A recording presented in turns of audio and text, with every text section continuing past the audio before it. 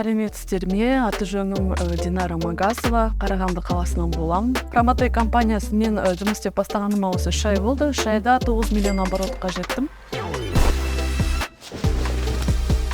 Промотейға дейін де қазірде өзім визажбен айналсам, кірпік жасаумен айналсам, 8 жыл 9 жыл сол салонда жұмыспен айналыстым. Қазір кішкентай балам бар, декретте 7 айлық. Сондықтан да клиенттерді үйде қабылдап жатырмын. Осындай студия бар, мына жерде макияж жасаймын, мына жерде кірпік жасаймын. Хочется больше зарабатывать, көбірек табыс табайық деп, тағы да дополнительно табыс болсын деп, балалар өсіп жатыр, болашағын жасау керек деген сияқты, күйеуіме көмек болсын деп, солай Промотейға келдік. Неше келдің Промотей? Негізі екінші тағы да осы декретте отырып, үйде отырып, тағы да басқа табыс көздерін қарадым. Промотейдің жаңағындай условиялары, берген ақпараттары, солары ұнады. Сондықтан да мен Промотей таңдадым. Повторно, ана бір кімдерді қарады, хиджаб киіп отырды ғой. Сол екеуін қайта қараймын ше, көздеріне өтірік айтып отырма, рас айтып отырма деген сияқты. Соны Промотей тоже алатын кезде күйеуіммен тоже айтады, алақтап кетпесін, сен кинотет кетпесін деп сөйтеді. Менде еще больше сомнения, сон жаңағы интервьюерін ашып аламын да қайта қараймын. Сосын бір жас қыз тоже далада тұрып интервью берген. Вот осылай, без вложения, без ничего, с нуля дейді да.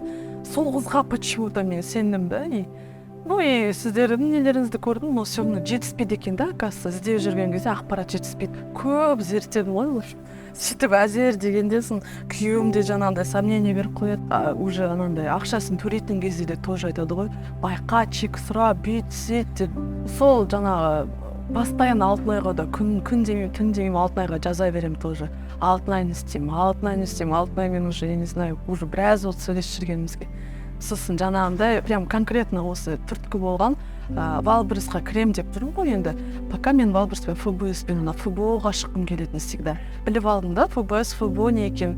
Соны Алтынай айтады да, сіз ФБОға барам дейсіз, жіберем дейсіз, Валбересқа крем дейсіз, Валбереспен сатам дейсіз деп айтады да, енді сіз қазір Валбересіңіз 230 мың дейді да, мен оны білген жоқпын. Алтынай сөйтіп жазған кезде, Алтынай 230 мың өтірік айтпашы дейді, алдында 48 мың болып тұрды. Сол түрткі болып та маған. Сосын содан кейін уже только не істеп жүрдім, зерттеп жүрдім, ана жерде, мына жерде. Қиын болған жоқ Каспи, потому что мен Каспимен сразу сіздердің обученияларыңызды қарадым да, сразу бастап кеттім. Одобрениені сразу берді Каспи жаңағындай. Сонымен бастап кеттім, потому что мен жаңағындай сондай нәрселерді Инстаграмнан қарай берген кезде таргетқа солар реклама болып шыға беретін да. Именно Каспи мен Валбереспен жаңағы эксперттер шыға береді да, неше түрлі обученияларын сатып. Соларды қарайтын постоянно. Содан информацияны жинап үйреніп алдым да, сіздердің обученияны қостым, Каспи как-то ближе болды да, Каспимен бастадым. Каспимен енді өздеріңіз білесіздер, қазір дамып тұрған не ғой, самый маркетплейс. Сразу добавить еткен кезде маржасын көп қылмай добавить етін да, самый главный маған қазір. Немді жасайын, рейтингтар болсын, звездочкаларым жасыл болсын деп, басқаларымен сравнивать етіп, сол үшін маржасын аздап не істейін да, қойдым да, сразу не түсе бастады. Сонда санамаймын да ғой, басында сондай қысық болған. Санамайсың да ғой нені. Кейіннен оны опытпен келеді екен ғой, жаңағы Каспидің проценті бар, доставкаңды жасайтыным бар, оның бәріне оны санамайсың. Потом уже аналитика жасауды үйрене бастадым да, уже іздей бастадым. Қай товарды добавить етсем, кішкене хотя 1-2 мың болсын, маржа үстінен көрейін деп. Сөйтіп сондай товарларды, жаңағы мен етейін деп тұрған товарларды алып тастадым да, жаңағындай товарларды. Потом уже аналитика жасауды үйреніп, қайсы қалай деп, сосын уже кішкене побольше маржа табатын товарларды қосып сөйтіп Каспимен айналыстым. Сосын барып, только Валбереспен қатар нетейін дедім, бірақ енді Каспидің өзіне біраз уақытым кетті да. Бала бар, жаңағы клиенттерім бар деген сияқты. Валбересті кейіннен кешірек бастадым. Салыстырдым, Промотейдің почему алдым, потому что жаңағындай сіздердің өздеріңіз маған үйден шығып біреуге доставка жасау жүру өте қиын да. Сіздерде жаңағындай вебинарларыңызда айтып отырдыңыздар ғой, біз өзіміз не істеп береміз, товар Промотейден аламын, заказ беремін, сосын сіздер айтыңыздар упаковкасын жасап береміз, қазір фулфилменттің өзі бөлек упаковкасына да бәріне де ақша алады ғой.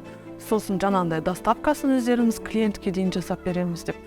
ой, клиентке дейін емес, складқа дейін жаса. Еще бір плюс, складтарыңыз қаланың ортасында, и складтан еще клиент сама вывозым алып кетіп алады да сол жағына. И жаңағы сіздердің складтарыңыздың қай жағына жіберсе де қаланың, и как бы нормально болды да. Кейіннен сосын Каспий доставканы өзіммен де қосып көрдім. Каспий доставканы тоже өздері алып кетіп сіздерден. Сонысы удобно да. И жаңағы упаковка жасау тоже қазіргі кезде маркетплейстардың бір несі ғой, тоже требованиясы, правиласы тоже. Эксперттерден, например, обучениесін өзі просто бір Балбырстан, либо бір Каспийден сіздердің пакеттеріңіздің бағасы сияқты болды да. Ішіне только сол обучениесі ғана кіреді.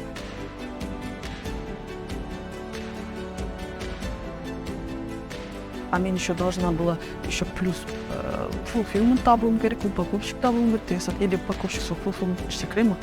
Сондай болды, я сол үшін көп жағынан плюс табылды да промоты. Көбінесе менде новый товары для дома, посуда фисмон ғой, мен соны фисмон өзіме ұнайды да, өзі әйел адам болғасын білесің ғой уже. Валбрысқа салып қазір жұмыс жасап жатырмын. Енді сол үшін эмпостатқа досып сатып алдым да, қазір Валбрыспен нелерін, басқа продавецтардың нелерін қарап, товар ниша іздеп, аналитика жасатыр, ниша іздеп хочу футболға сіздер.